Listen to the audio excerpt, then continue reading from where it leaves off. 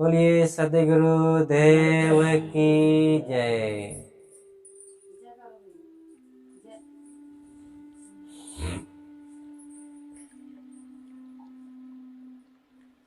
हमारे सत्संग की सभा में इस समय नवधा भक्ति का प्रसंग चल रहा है। नवधा भक्ति महाराज श्री राम जी जब वनवास में हैं उसी समय आगे बढ़ते हैं तो एक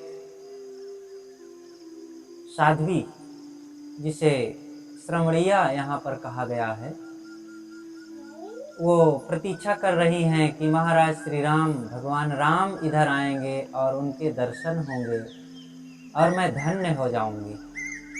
तो उनकी प्रतीक्षा में वो बहुत दिनों से फल फूल और मांगलिक चीज़ें रख करके प्रतीक्षा कर रही हैं और प्रतिदिन वो रास्ता देख रही हैं, रास्ते की सफाई कर रही हैं कि इसी रास्ते से आएंगे तो उनके स्वागत की मैं पहले से तैयारी रखूं।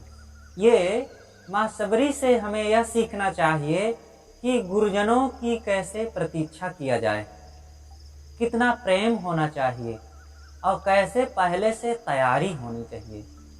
लोग तो ऐसा करते हैं कि संत आ गए हैं, दरवाजे पर खड़े हैं, तब फिर वो झाड़ना पोंछना शुरू करते हैं, तब और खूब धूल गर्दा उड़ा दो ताकि। तो ऐसा नहीं, पहले से सारी पूर्व तैयारियां होनी चाहिए। यथास्थान सामान रख दें, घर की साफ सफाई कर लें, कहाँ पर उनको रहना है ये सोच लें, कहाँ सत्संग होना है ये तैयारी कर लें, पहले से निमंत्रण पहुंचा दें जगह जगह जहां आपको ज़रूरत लगती है और आवश्यक चीज़ें मार्केट से ले आवें। कई बार देखा जाता है कि संत पहुंचते हैं घर तो घर के मालिक सब्जी लेने दौड़ते हैं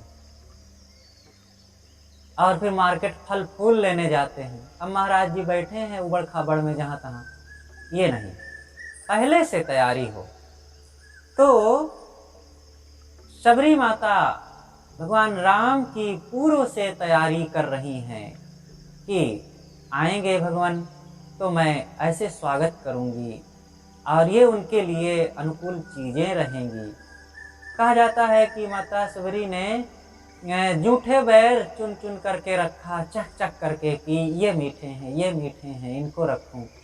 तो ये तो कहने का एक तरीका है, हर बेर को हर फल को वे चख चख करके जूठा करके थोड़े रखती हैं। जैसे कि बटलोई के दो चावल, एक चावल को टटोल लेने से पूरे बटलोई के चावल का पता चल जाता है कि पका है कि नहीं। इसी प्रकार किसी भी वृक्ष के या कोई भी फल को देख कर या एक दो टटोल कर चख करके पता चल जाता है कि ये मीठा है कि नहीं। हर फल को चखा थोड़े जाता है, लेकिन अतिशयोक्ति में ऐसा कह दिया जाता है कि जूठे बैर रखे तो कोई बात नहीं, प्रेम में जूठा भी चल जाता है। जहाँ विशेष श्रद्धा भक्ति प्रेम है, जैसे कि घर गृहस्थी में किसी दूसरे के बच्चे के जूठा खाना और उसका जैसे तैसे व्यवहार करना थोड़े कोई पसंद करेगा, लेकिन अपने बच्चे का भोजन करते समय भी वो गंदगी कर दिया तो भी झट से हाथ उसको सफाई करके और जैसे तैसे हाथ धो के फिर खाने लगते हैं और उनका जूठा खाया ही जाता है। तो प्रेम में होता है। तो भगवान राम ने भी सबरी माता का अगर जूठा खा लिया तो कोई बात नहीं, लेकिन यहाँ प्रेम की जरूरत है, श्रद्धा होनी चाहिए। ऐसा प्रेम होना चाहिए कि गुरुजनों के प्रति अटूट श्रद्धा हो, सत्संग के लिए अटूट प्रेम हो। तो दूसरी भक्ति, प्रथम भक्ति में चर्चा हुई थी, प्रथम भक्ति संतन कर संगा। प्रथम भक्ति है संतों का संग करे, उनका सत्संग, उनके ज्ञान विचार और उनके बताए हुए उपदेशों को ध्यान से सुने और जीवन में उपयोग करें। अब दूसरी भक्ति बताते हैं महाराज श्री राम सबरी नारी माता को समझाते हुए कि दूजे रतिमम कथा प्रसंगा। दूसरी भक्ति है कि मेरे कथा प्रसंगों में प्रेम रखे। मेरे कथा प्रसंग, मेरे का मतलब यहाँ आत्मवाचक है। जहाँ पर आत्मज्ञान की चर्चा हो या निर्णय सत्संग जड़ चेतन निर्णय की चर्चा हो, ऐसे प्रसंगों से प्रेम रखे। मम, मम माने मेरा। मेरा का मतलब निज स्वरूप चेतन आत्मा। तद्धाम परमम मम गीता में कहा गया है, वह मेरा अपना धाम है। तो कौन सा धाम है? महाराज श्री कृष्ण का कोई अलग धाम है? वो आत्मा का धाम बताते हैं। गीता में ही यह बात आई है कि माम एकम शरणम ब्रज, एक मेरी शरण में आ जाओ। तो वहीं पर कहा गया कि माम एकम शरणम ब्रज। तो मेरी शरण में आने का मतलब आत्मा की शरण में। हर साधक को शांति प्राप्ति के लिए कल्याण की इच्छा रख करके स्वरूप में लौटना चाहिए। तो यहाँ पर मम कथा प्रसंगा, दूसरी भक्ति है कि मेरे कथा प्रसंगों में प्रेम करना। तो आत्मा का जहाँ पर ज्ञान सुनाया जाए, ऐसे प्रसंगों की चर्चा हो, वह है सत्संग। तो सत्संग में सबको बड़े उत्साह तथा प्रेम से बैठना चाहिए, समय निकालना चाहिए। ये आप सोचें कि समय मिल जाएगा तब बैठ लेंगे।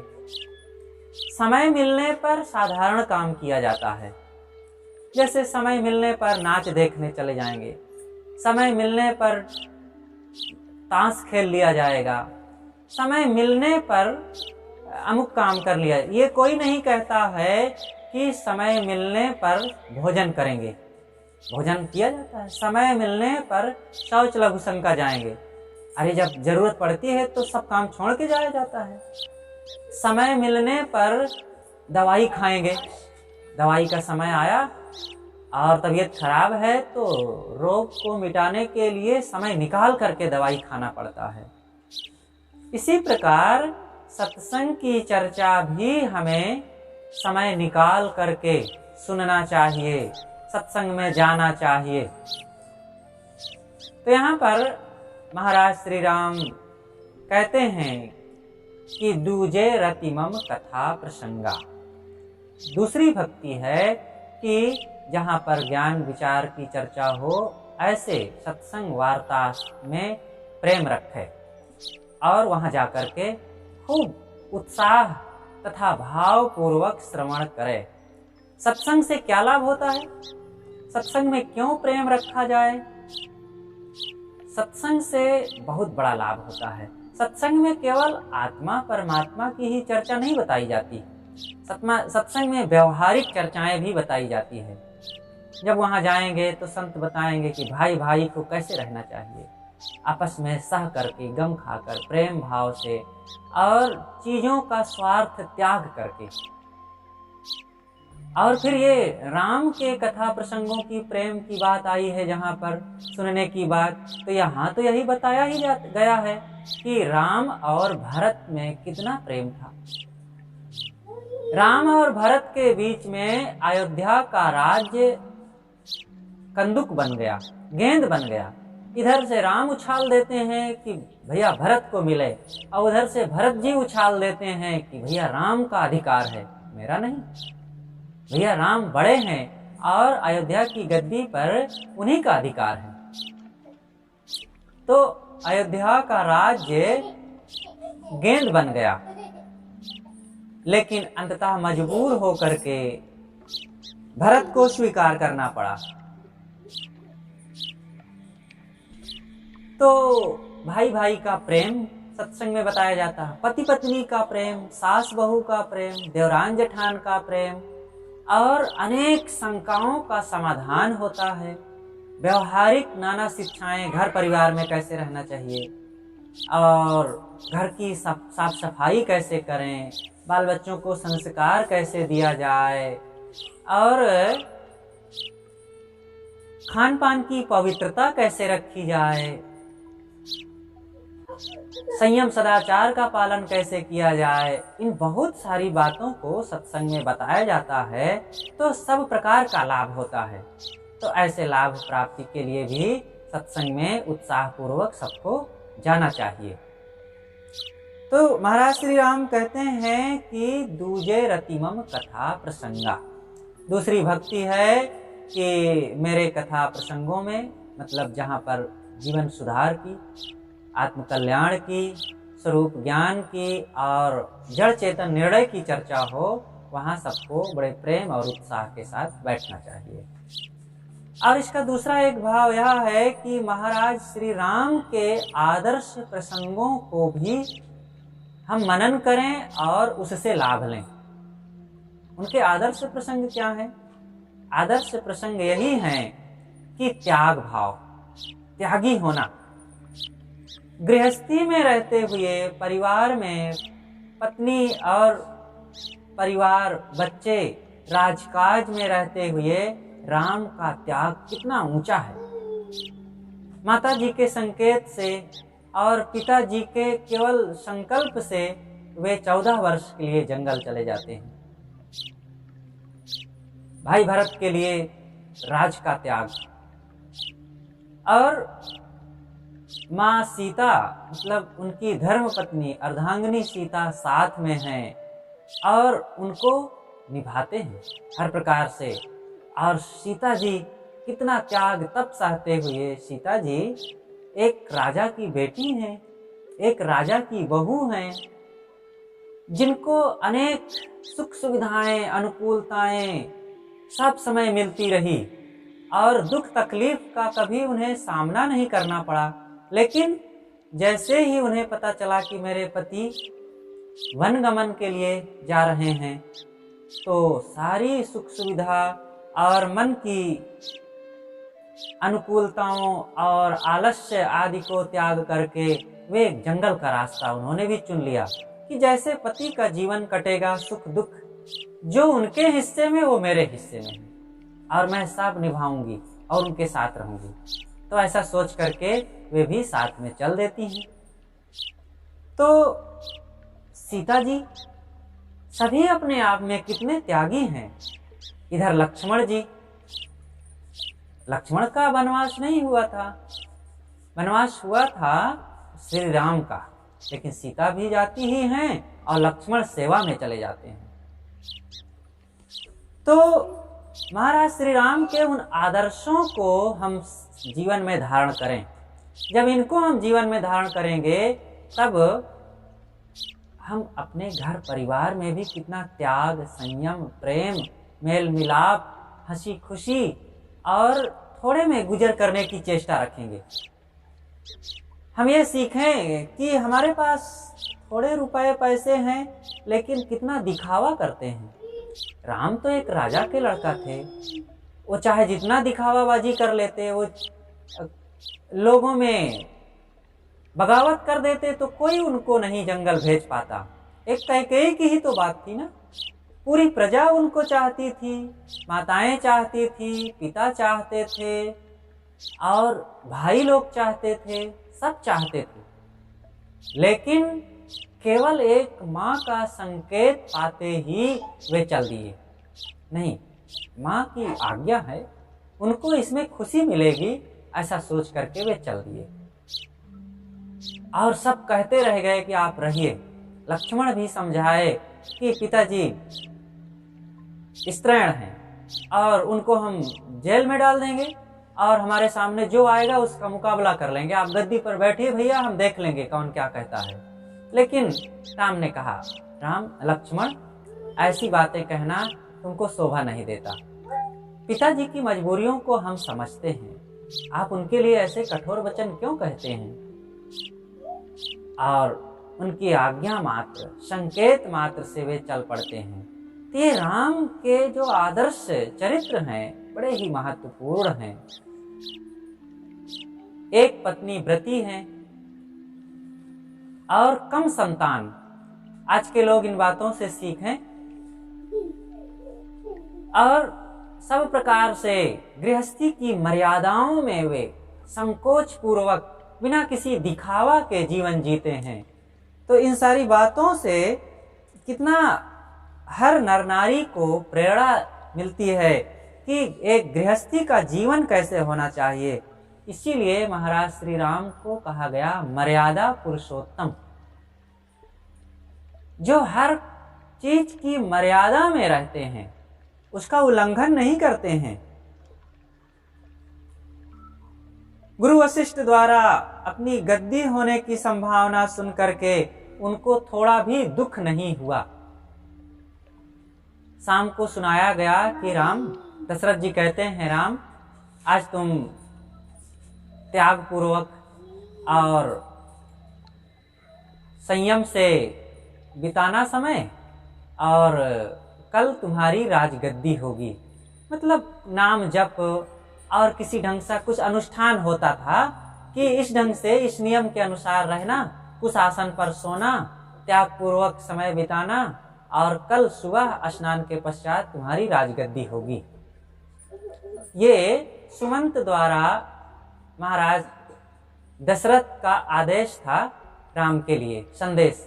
राम ने सुना तो उनको पहले तो थोड़ा अनुचित लगा कि हम चारों भाइयों का जन्म साथ हुआ, कर्ण भेदन साथ हुआ, शिक्षा दीक्षा साथ साथ हुई, और हम लोग खेले खाए रहे, पढ़े लिखे साथ साथ, और फिर सबको छोड़ करके मेरा अकेले का राज तिलक हो, ये कैसे उचित है?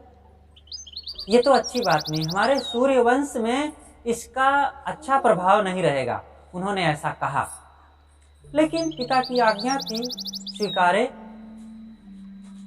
और तैयारी में थे। लेकिन रात में ही पता चला, सुबह होते ही, कि अब हमको बन जाना है। तो जैसे ही वन गमन की सूचना इनको मिली, थोड़ा भी शोक संताप नहीं हुआ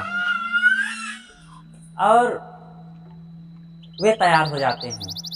आज के नेताओं जैसे, आज के सेठों जैसे, बड़े लोग कहलाने वाले जैसे, कि थोड़ी भी कोई प्रतिकूलता आती है तो कहीं चंडी यज्ञ बैठा दिए, तो कहीं दुर्गा पूजा बैठा दिए, तो कहीं और कुछ अनुष्ठान करने लगते हैं। राम ने कहीं चंडी यज्ञ किया था, दुर्गा पूजा किया था, और किसी पंडा पुजारी के पास गए थे क्या कि चल करके वहाँ हम कुछ पूछें कि हमारा वन गमन रोक दिया जाए, आप बताइए। कुछ नाम जप की बात हो, कथा कीर्तन करवाने की बात हो तो हम करवा लें, अथवा गंगा में नहा लें, अथवा अमुक नाम जप करके पूजा पाठ कर लें कुछ, और हमारा वन गमन रुक जाए। ऐसा कुछ नहीं हुआ था। वे सीधा जंगल जाने के लिए तैयार हो गए और कहने लगे कि मेरा तो इसमें चारों प्रकार से लाभ ही लाभ है। पहला लाभ यह है कि माता पिता की आज्ञा का पालन। दूसरा लाभ यह होगा कि भैया भरत को गद्दी मिलेगी। तीसरा लाभ यह है कि मैं जंगल में जाऊंगा तो ऋषि मुनियों के दर्शन होंगे और मुझे सत्संग ज्ञान विचार का लाभ मिलेगा। और चौथा लाभ यह है कि मुझे त्याग तप करने का अच्छा मौका मिलेगा। और चारों तरफ से, चारों फूट से मेरा लाभ ही लाभ है। कितना ऊंचा ख्याल उनका। ये राम के कथा प्रसंगों में प्रेम करना है, और हम सबको ऐसा त्याग होना चाहिए, ऐसा निश्चय होना चाहिए, जहाँ भी रहें माता पिता की आज्ञा का पालन, और बड़े बूढ़े बुजुर्गों की मन का ख्याल रखें। उनके मन में जो भाव उठ रहे हैं उसको हम पालन करने के लिए सोचें। दशरथ ने एक जुबान भी नहीं कहा था कि राम तुमको 14 वर्ष का वनवास। उनका आशय केवल पता चला था, आज्ञा तो कैकेयी ने दिया था, लेकिन पता चल गया कि इस आज्ञा में, माता कैकेयी की आज्ञा में पिताजी भी बंधे हुए हैं, और हमारे बन जाने में ही उनके भी वचनों का पालन होगा, उनके प्रण का पालन होगा। क्योंकि उन्होंने ये वचन दिया था कैकेयी को कि तुम्हें 2 वरदान देता हूँ। तो कैकेयी ने वो वरदान एडवांस में छोड़े थे कि मैं समय आने पर मांग लूँगी। और फिर समय आने पर मांग लिया, यही मांगा कि भरत का राजतिलक और राम का 14 वर्ष का वनवास। तो इस बात से दशरथ जी बंध गए कि जो कुछ वो मांगे मैं उसको पूरा करूंगा, तो अब पूरा करना होगा। तो इस बात का पता चलते ही राम जी खुश हो गए कि माता पिता की आज्ञा का पालन भी हो जाएगा। तो ऐसा सोच करके वे चले गए। तो ये महाराज श्री राम के आदर्शों से प्रेम किया जाए, और हम जहाँ भी रहें हम लोग उनसे शिक्षा लें कि अपने माता पिता के लिए, अपने भाई बंधुओं के लिए, सास ससुर के लिए, बूढ़े बुजुर्गों और गुरुजनों के जो सही निर्णय हैं और उनकी आज्ञा है, और जिससे घर कुटुंब परिवार का लाभ हो किसी ढंग से, उनको हम निभाने के लिए कठिनाइयां सहें। जो कठिनाइयां नहीं सहना चाहेगा वो जीवन में कुछ नहीं कर सकता है। हर इंसान को तप करने की आदत होनी चाहिए। यह तप नहीं है कि एक पैर से खड़े होकर के नाम जपना। यह तप नहीं है कि गंगा में जाकर ठंडी के दिन में भी स्नान करना और वहां पर खड़े रहना, कांटों पर सोना और ठाड़ेश्वरी हो जाना, ऊर्ध्वबाहु हो जाना, पंचाग्नि तापना। ये सब तपस्वी लोग अनेक प्रकार के उपक्रम करते हैं। पंचाग्नि तापते हैं, गर्मी के दिन में भी धूप में खड़े हो जाएंगे और चारों तरफ आग जला लेंगे और उसके बीच में बैठेंगे, कहते हैं पंचाग्नि ताप रहे हैं। ऊपर से सूर्य की आग, चारों तरफ आग की गर्मी और उसके बीच में बैठना। और ये पंचाग्नि तापते हैं हाट बाजार मेलों में। अगर ये तपस्या करना है तो एकांत में बैठ के करें, लेकिन नहीं, उनको आशा लगी है कि ये सब भीड़ देखेगी तो हमको रुपया पैसा मिलेगा। हमने हरिद्वार कुंभ मेला में देखा, गुरुदेव के कैंप के सामने ही, जहां पर प्रवचन होता था गुरुदेव जी का, सड़क के उस पार कैंप के सामने ही एक संप्रदाय का अखाड़ा था। और बस सुबह होते ही पहले खाएं पिएं, मस्त आराम करें, और जैसे ही 9 बजे अब फिर वे आकर के एक पैर से खड़े होकर हाथ उठा करके सड़क के किनारे मैदान में खड़े हो जाएं, लंगोटी पहन करके। अब पब्लिक आवे देखे तो उनको पैसा चढ़ावे। बस 1-2 घंटा ऐसे करें, फिर अंदर चले जाएं, पब्लिक की भीड़ जब घट जाए तो ये दिखावा, ये तपस्या सच्ची तपस्या नहीं है। सच्ची तपस्या है कठिनाइयां सहना। भूख लगी है, भोजन तैयार नहीं है, थोड़ी देर बैठे रहें, खलबली ना हो मन में कि भोजन बनाने वालों को ही उटपटांग कहने लगे, अपशब्द कहें, और तुम तो ऐसे ही बनाते हो। थोड़ा सा नमक कम हो गए, ज्यादा हो गए तो थाली उठा के पटक दिए। थोड़ा सा किसी ने कुछ नुकसान कर दिया तो आग बबूला हो गए। ये सह लेना, शांत रहना और क्रोध को पी जाना, भूख प्यास में धैर्य रखना, ठंडी गर्मी थोड़ी लग गई तो हाय तौबा करने लग गए, अरे सहें थोड़ा और घबराए ना। तो ये मन की प्रतिकूलताओं को अविचलित भाव से सहना, ये तपस्या है। और ये तपस्या ही हमारे दुखों को नाश करेगी। बाहर के दिखावों से दुख नहीं मिटता। वासना, आप लोगों ने सुना होगा, अमुक ऋषि 1000 वर्ष तक तपस्या करता रहा, लेकिन एक दूसरा व्यक्ति आया और उसकी तपस्या में थोड़ा सा भंग कर दिया तो साप दे करके उसको भस्म कर दिया। तपस्या का यही फल होता है कि 1000 वर्ष तक तपस्या करे और फिर थोड़ा सा कोई बोल दे तो अपने क्रोध से उसको भस्म कर दे, साप दे करके। अरे तपस्या का मतलब तो यह है कि कोई आकर के कुछ कटु कह दे तो भी हम शांत रहें, कम खाएं। कल मैंने चर्चा किया था ना, गोस्वामी जी का ही वचन है कि जो कोई कोप भरे मुख बैना, सन्मुख हतय गिरा सर पैना, तुलसी तऊ लेस रिस नाही, सो शीतल कहिए जग माही। कोई कटुवाणी की बौछार तीखे तीर की तरह करे हमारे सामने और इतने पर भी थोड़ा भी क्रोध ना उत्पन्न हो, तब उसे कहते हैं ये शीतल पुरुष है, शांत पुरुष हैं। हम अपने अपने जीवन में इसकी कुछ अंशों में कसौटी करें। पत्नी ने थोड़ा कह दिया, लाल पीले हो गए। पति ने कुछ कह दिया तो उसी में उबल पड़े। पिता ने कुछ कह दिया तो बेटा हाथ पैर पटकने लगा और भोजन छोड़ दिया। अब बेटा ने कुछ कह दिया तो पिताजी भी घबरा गए और हमारी तो जिंदगी खराब हो गई, कैसे नालायक पैदा हो गए, और पता नहीं क्या क्या सोचने लगे, कहने लग गए। सहें, ये लोगों के जंगल में रहना है तो विघ्न बाधाएं आएंगी, प्रतिकूलताएं आएंगी, दुख सुख आएंगे। ये जिंदगी को इतना आसान ना समझें कि बस हम सुकुमार बन करके और हर सुविधा का हरदम उपभोग करते रहें और सब हमें जी हुजूरी करते रहें और हमारे लिए हर प्रकार से सुविधाएं लोग देते रहें और हमें कुछ ना करना पड़े। ऐसा नहीं होगा। जीवन में विघ्न बाधाएं आएंगी, प्रतिकूलताएं आएंगी, दुख तकलीफें आएंगी, उसको सहना पड़ेगा।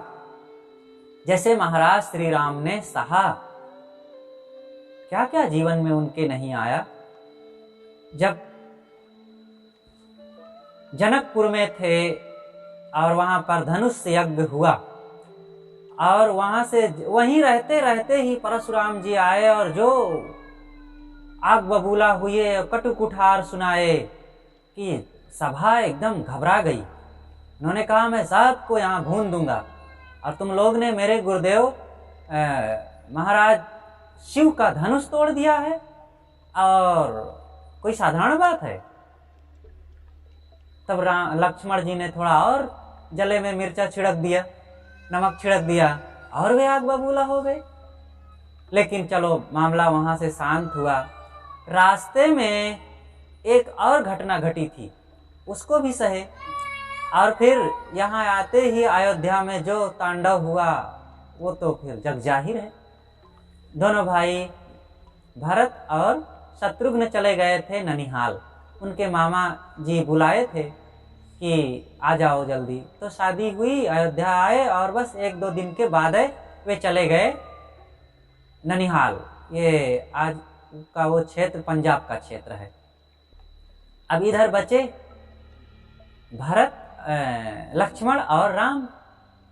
अब इधर माता जी, पिताजी भी कैसे थे विचित्र कि पहले से कोई राय सम्मति नहीं।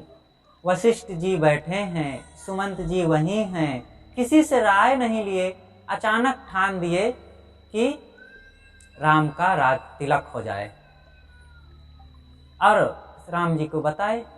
और राते मेहर में अब कैकेयी भी खुश थी कि अच्छा है, राम और भरत में कोई अंतर नहीं है। लेकिन एक मंथरा ने कैकेयी का रात भर में ऐसा मंथन किया कि कैकेयी भी बदल गई। और फिर जो सुबह परिणाम हुआ वो जग जाहिर है। और फिर राम को जंगल जाना हुआ। और ये भी आश्चर्य देखिए, राम, लक्ष्मण, भरत, शत्रुघ्न जैसे 4 योग्य बेटे जिनके हैं, और उस पिता दशरथ के सामने अंतिम में एक बेटा पास न रहा और बेचारे छटपटा के मर गए। लोग कहते हैं हमारे भी कोई बेटा होता तो हमें भी सेवा करता, सुख देता। दशरथ के तो 4-4 बेटे थे, अपने कर्म में ही नहीं है तो कोई बेटा वोटा काम नहीं आता है। इसलिए इन बेटों वोटों के चक्कर में नहीं पड़ना चाहिए, अपने कर्मों पर विश्वास करें और हमें साधन भजन करना चाहिए।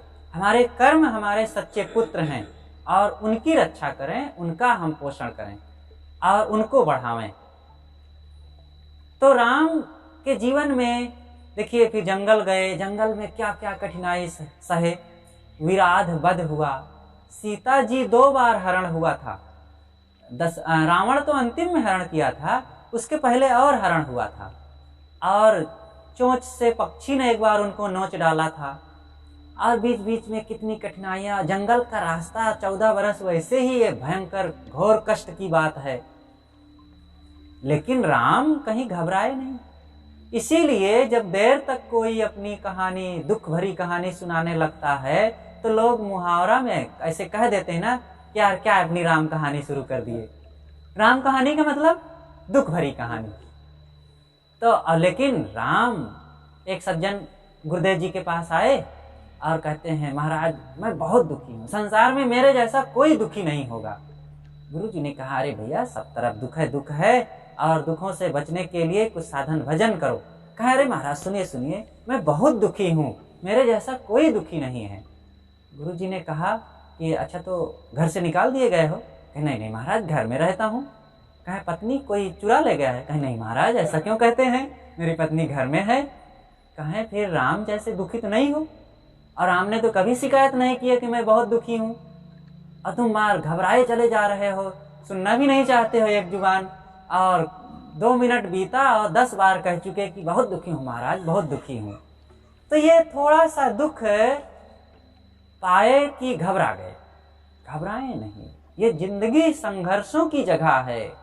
यहाँ हमें बहादुर बनकर कमर कस करके हर प्रतिकूलता का सामना करना चाहिए, और फिर इसी में सावधानी, संयम और दया, क्षमा, ज्ञान, विवेक, विचार का प्रयोग करके अपने हर समस्या का समाधान खोजें। घबराना नहीं है कभी।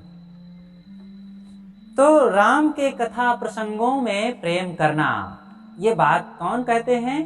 श्री राम जी शबरी माता को नवधा भक्ति के प्रसंग में सुनाते हैं कि हे शबरी, तुम दूसरी भक्ति इस ढंग से करना कि आत्मज्ञान की चर्चा सुनना, और जहाँ पर ऐसी चर्चा हो, सत्संग हो, ज्ञान विचार हो, वहाँ ध्यान पूर्वक बैठ करके और सब प्रकार से मन को स्वश करके जीवन में उसका उपयोग करना।